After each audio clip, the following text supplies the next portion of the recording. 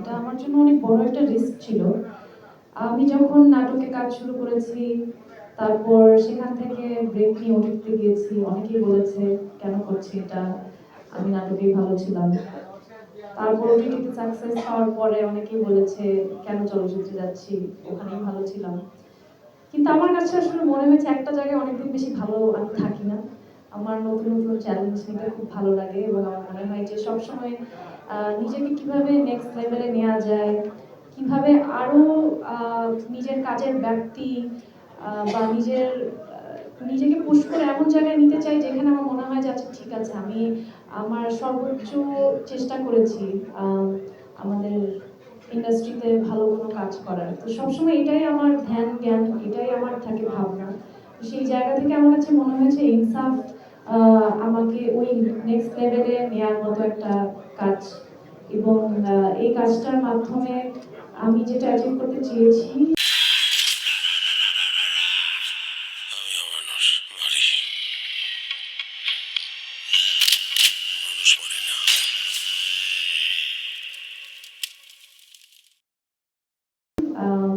চেষ্টা করেছি সেটাই করার, এবং আমাদের পুরো টিম, আমাদের প্রডিউসার, ডিরেক্টর, আমাদের কাস্ট, ক্রিউ সবাইকে আমি আন্তরিকভাবে ধন্যবাদ জানাতে চাই এত সুন্দর করে ছবিটা শেষ করার জন্য, এবং এত কোঅপারেটিভ ছিল সবাই।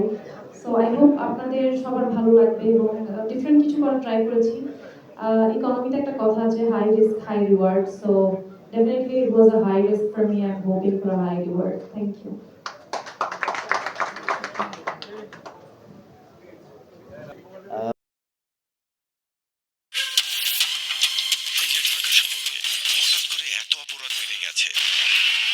সবাই ভাবছে এক সময়ের ত্রাস ইউসুফ হয়তো আবার ফিরে এসেছে।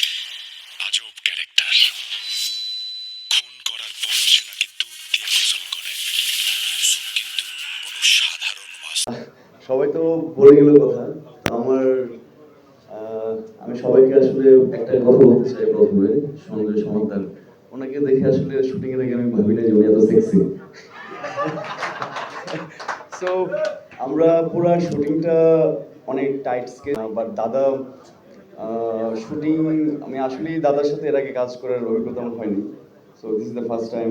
তো দাদার একটা ভিশন ছিল সিনেমাটা নিয়ে, উনি আসলে ওনার একটা সিনেমেটিক জার্নি প্লাস এই সিনেমাটা নিয়ে তো অনেক ভাবনাও ছিল। তো সে জায়গা থেকে আমাদের একটা দারুণ টিম ছিল সিনেমাতে, যে টিমটা আসলে আমাদের পুরো সিনেমাটা শেষ করার জন্য অনেক হেল্প করে।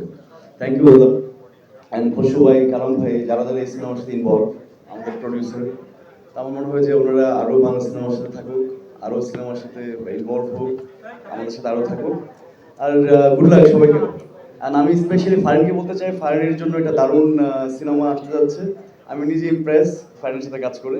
So for the best Farin, and wish you very good luck and thank you সবাইকে।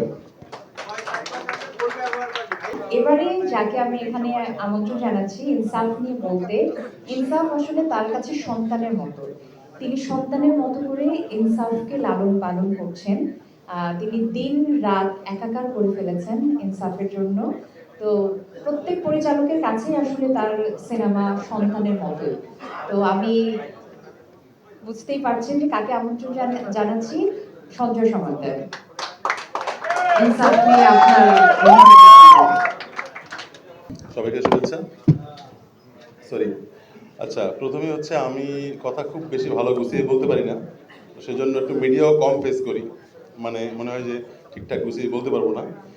তো একটা একটা কৃতজ্ঞতা আমি শুরুতেই বলতে চাই যে আমি আমার এই পুরো অডিও ভিজুয়াল মিডিয়ামে আমার এই অডিও ভিজুয়াল মিডিয়ামে যে আমার জার্নি, সেখানে আমি সবসময় জার্নালিস্টদের ভীষণ সাপোর্ট পেয়েছি।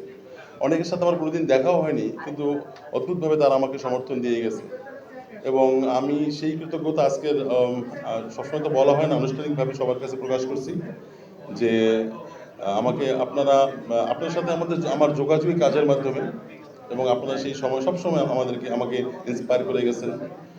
ভালোকে ভালো বলেছেন, খারাপ হলে কনস্ট্রাকটিভ সমালোচনা করেছেন, খুব ভালো। সেটা আসলে এই কৃতজ্ঞতাটা আমি সবাইকে একটু অফিসিয়ালি বলতে চাই।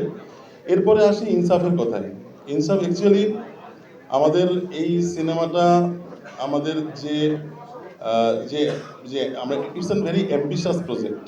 কারণ এটা আপনারা হলে দেখলে বুঝবেন, এটা একটা বড় স্ট্রাকচার নিয়ে আমরা সিনেমাটা এগিয়েছি এবং এটা আমাদের অনেক প্ল্যান আছে। আর এই সিনেমাটা শুরু হয়েছিল যেভাবে, সেটা আসলে অনেক লম্বা গল্প, কিন্তু একটু কয়েকজনের নাম বিশেষভাবে উল্লেখ না করলে নয়। আব্দুল আজির বাবু ভাই, তিনি একজন সিনেমার জন্য সেলফলেস মানুষ, তিনি একজন নিবেদিত প্রাণ কর্মী। এই প্রজেক্টে তিনি এক্সিকিউটিভ প্রডিউসার হিসেবে কাজ করেছেন। বিভিন্নভাবে তার দায়িত্বের বাইরেও তিনি নানান রকম মানসিক সমর্থন দিয়ে গেছেন। এই আমাদের ইনসাফের মাধ্যমে দীর্ঘদিন পর প্রযোজনায় ফিরে এসেছেন ঐতিহ্যবাহী প্রযোজনা সংস্থা তিতাস কথাচিত্র। তিতাস কথাচিত্রের ওনার আবুল কালাম ভাই, তিনি আমাকে ট্রাস্ট করেছেন, আমাকে ভীষণ স্নেহ করেন দীর্ঘদিন থেকে, খোরশেদ আলম খসরু ভাই। তো তাদের দুজনকে পেয়েছি। এটা কি 8 পর্বের ওয়েব সিরিজ? যে build up, build up, build up, এটা সিনেমা। বাংলাদেশে জন্মগ্রহণ করছে, ভালো কাজ করছে, কিন্তু অসম্মানিত হয় নাই। একটা মানুষ দেন তো। স্যার, আমি কেসটা রিওপেন করতে চাই। এই দেশে শিল্পী হওয়া কি অপরাধ?